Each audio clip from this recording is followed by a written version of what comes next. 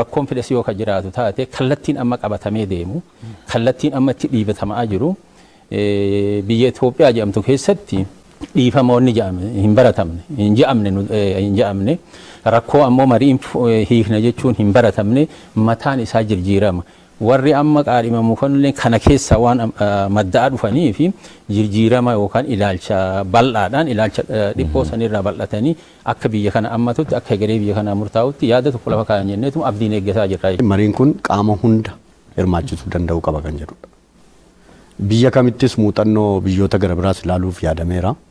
Fakkeenyaaf ollootuma keenyatti rakkoo gurguddaan Ruwaandaa ture akkamittiin furamee Afrikaa kibbaa akkamittiin furamee dhimmi apartaayidii yoo duuba deebinee ilaallee sabi sun isaan dura miidhamee jira gurraachi baay'ee gatii kaffaleera haa ta'u malee garuu dubbiin goolabaa argateera kan jedhu sun mariin barbaachisaa jennee ergattamannee amanuu duwwaa miti dhimmoota namootaa akkamittiin ilaalla kan jedhu kun ajandaa ture jechuudha. Intelektuwaalli biyya kanaa itti gaafatama qaba.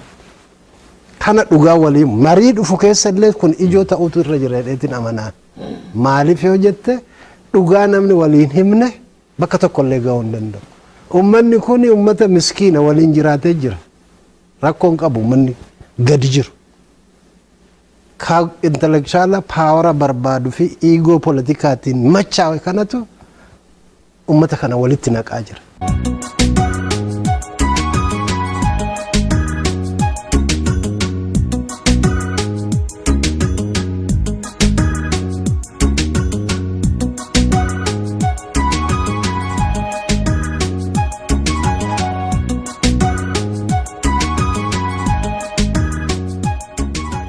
Marii jechuun araara jechuun nama wal dhabe jidduutti aadumattuu akka aadaa Oromootti lamaa wal dide jidduutti mariin ta'a malee namoota waliin tahin jidduutti araara wanni jedhamu hin jiru marii ta'a malee araarri hin jiru kun immoo tun araara barbaachisa warreen amma hidhatan kana abbootiin gadaa waan je'aa turte jira ummanni bal'aa waan je'aa turetu jira mootummaan waan je'aa turetu jira paartiin siyaasaa waan je'aa turetu jira sa'a ammaa kana keessatti ummanni keenya wal loluudhaan qawweedhaan furmaanni osoo hin taane nagaan furmaata finna inni jedhu kuni yaamisa ummata bal'aatu ta'ee jira jechuudha paartii bira tarkaanfate ammas nuti akka paartiileetti itti amannu isaanis ammoo karaa lolaa kanarraa dhaabbatanii marii araaraa kanatti dhufuun barbaachisaadha marii araaraa kanatti dhufuudhaaf ammoo tinu mootummalleen sifa fedheenu araarri jiraachuu qaba marii dura araaratu jiraachuu qaba jara kana waliin kanaaf isaanis alatti dhiisuu rakkuma waan ta'eef yoo isaan katti amanan taate gara kanatti fiduun barbaachisa jenneetuma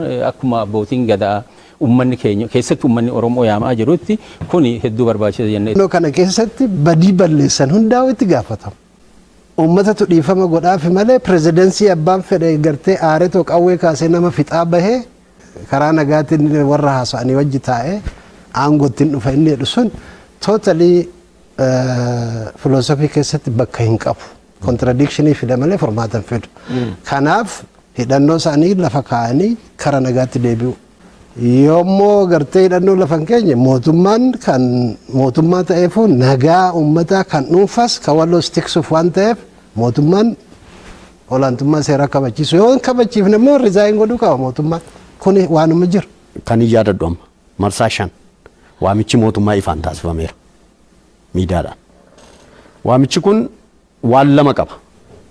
Inni tokkoffaan duudhaa qabnaa safuu qabnaa wal dhagahuu qabnaa karaa duudhaa uummataatiin qaamni meeshaa hidhate meeshaa deebisuu yeroo deebisu immoo maanguddootatti haa kennu jedhame amma deemamutti ga'eera inni kun karaa haadaatiin waan dhumu namni ofiisaatiin fedhee galuudha jechuudha. Inni lammaffaan mootummaan ammas marii biyyaalessaa kana milkeessuuf qaama mari'achuuf taa'e irratti dhukaasii akka banamu hin eeyyamu. Kana gochuudhaaf olaantummaa seeraa kabachiisuudhaaf qaama humnaan deemu olaantummaa seeraatiin iddoo qabsiisuun barbaachisaadha kan jedhu amantaa guutuu jira. Ammas isa deemaa jira.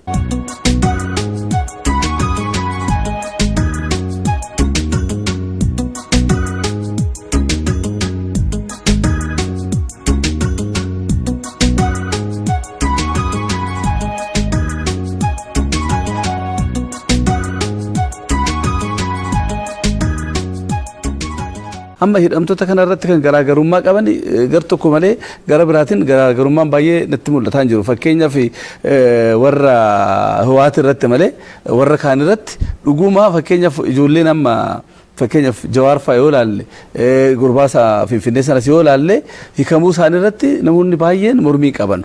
Maaliif gahee guddaa akka qabanii uummanni hubatee jira jechaadha. Gaaffii uummattoota Itoophiyaa keessa jiranii deebisuudhaaf kaka'umsa guddaa qabaachuu kan agarsiisu jedheen fudha. Akka paartiittis kan ilaalame kana.